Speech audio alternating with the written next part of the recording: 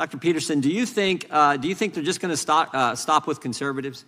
I mean, my history tells us that the cancel culture mob, the surveillance state, whatever you want to call it, it doesn't just, they never are satisfied with just certain people. It always expands. And I'll give you an example. A few years ago, Senator Feinstein, iconic Democrat senator from the great state of California, the folks in San Francisco renamed the Dianne Feinstein Elementary School. They took her name off the school because they found that she said something like 40 years ago that the cancel culture mob didn't like. So even a liberal Democrat senator wasn't good enough for the mob. They came after her too. And this is the thing that scares me.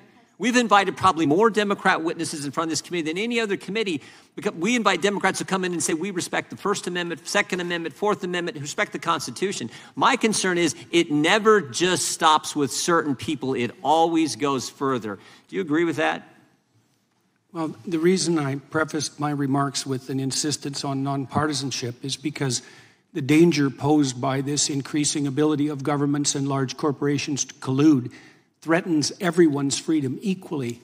And it could well be that at the moment, and this is, I think, the case the Republicans here are trying to make, is that the people who are in the sights of that collusion tend to have more conservative leanings, but that will shift in a moment whenever the political tides shift. And we're concentrating in this hearing a fair bit on the specific events of January 6th, a very partisan issue that produces a very intense partisan divide, but we're not addressing the fundamental issue here directly, which is that our new technology enables a mode of surveillance that's so intense and all-pervading that no one will escape its purview regardless of their political views.